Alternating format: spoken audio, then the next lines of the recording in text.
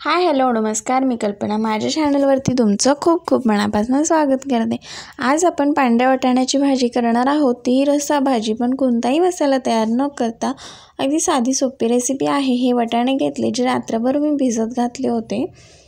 त्याच्यातलं आता सकाळी एकदा स्वच्छ धुवून घ्यायचे आणि आता आपण फोडणीची तयारी करूया. ही भाजी आपण याच पद्धतीने घालणार आहोत, जेणेकरून जर तुम्ही टिफिनसाठी करणार असाल तर ती पटकन तयार होईल. तर त्यासाठी इथे मी कुकरमध्ये तेल टाकलेलं आहे. तेल छान असं गरम झालं की त्यावरती थोडीशी मोहरी टाकायची.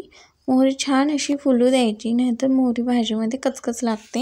आणि मोहरी छान अशी तडतडली की त्यामध्ये थोडंसं जिरं घालायचं. जिरंही छान असं फुलू द्यायचं.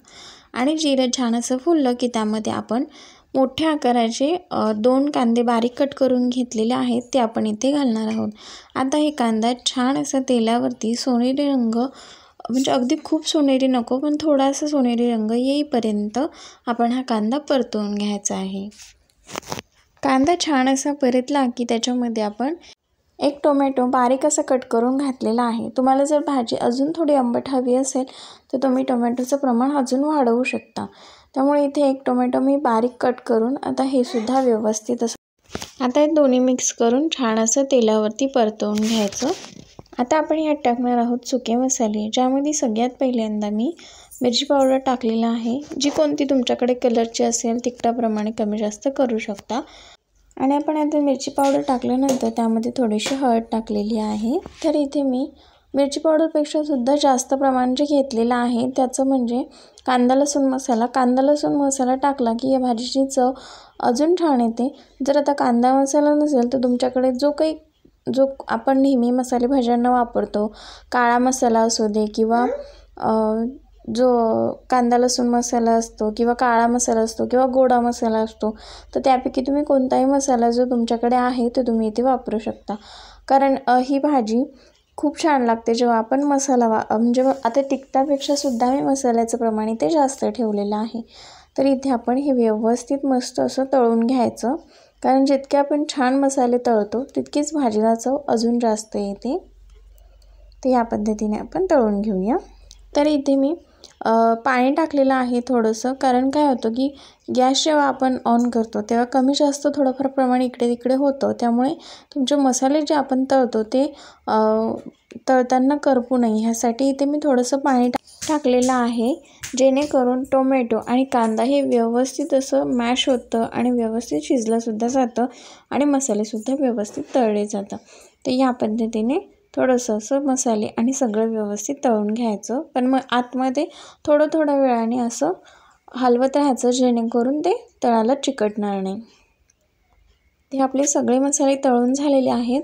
आपण जे आता बटाटा टाकणं ऑप्शनल आहे. तुम्हाला जर आवडत नसेल किंवा खायचा नसेल तर तुम्ही बटाटा स्किप करू शकता, किंवा मी इथे मोठ्या आकाराच्या जे बटाट्याच्या फोडी करून टाकलेल्या आहेत त्या तुम्ही नाही जरी टाकल्या तरीसुद्धा चालतात. तर इथे आपण जो वाटाणा आपण भिजत घातला होता तो आपण ह्याच्यामध्ये टाकलेला आहे. आता हे छान असं मिक्स करून घ्यायचं. तुम्ही नुसता जरी वाटाण्याची भाजी बनवली तरीसुद्धा चालते.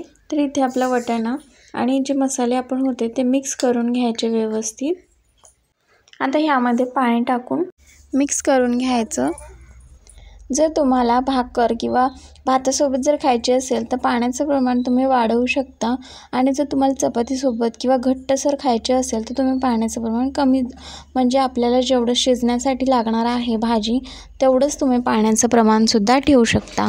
तर ह्या पद्धतीने मला थोडीशी पातळ, म्हणजे खूप अशी पातळ पण नाही आणि खूप अशी घट्ट पण नाही, थोडीशी मीडियम असं पाणी हवं आहे. त्यामुळे मी इथे पाणी शिजण्यापुरतं टाकलेलं आहे. तर तुम्ही पाण्याचं प्रमाण तुमच्या आवडीनुसार कमी जास्त करू शकता. चवीनुसार मीठ टाकायचं आणि एकदा पूर्ण मिक्स होईपर्यंत हलवून घ्यायचं. आता कुकरचं झाकण लावून याच्या 2 ते 3 शिट्ट्या करून घ्यायच्या.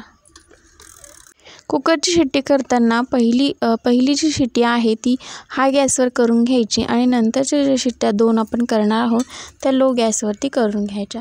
तर इथे आपले छान असं आपण शिट्टी करून घेतली आणि तुम्ही बघू शकता इथे आपली मस्त अशी व्यवस्थित अशी भाजी शिजलेली आहे. खूप अशी घट्टसरसुद्धा झालेली नाही आणि खूप अशी पातळसुद्धा झालेली नाही आहे. आणि इथे भाजी आपण नाही कुकरमध्ये केल्यामुळे अगदी तरीसुद्धा खूप छान आलेली आहे. व्यवस्थित जर तुम्ही टिफिनसाठी ही भाजी करता आणि झटपट आपल्याला करायची असेल तर आपण कुकर 2 ते 3 शिट्ट्या जरी आपण केल्या कुकरच्या तरी आपली भाजी तयार होते. पटकन अशी तयार होते. करायलाही खूप सोपे आहे. चपाती भाकरचं असू दे किंवा भात असू दे, सगळ्यांसोबत ही भाजी खूप छान लागते. तुम्ही माझा संपूर्ण व्हिडिओ बघितला त्याबद्दल मनापासून धन्यवाद. असंच भेटूया एका नवीन रेसिपीसोबत. तोपर्यंत बाय.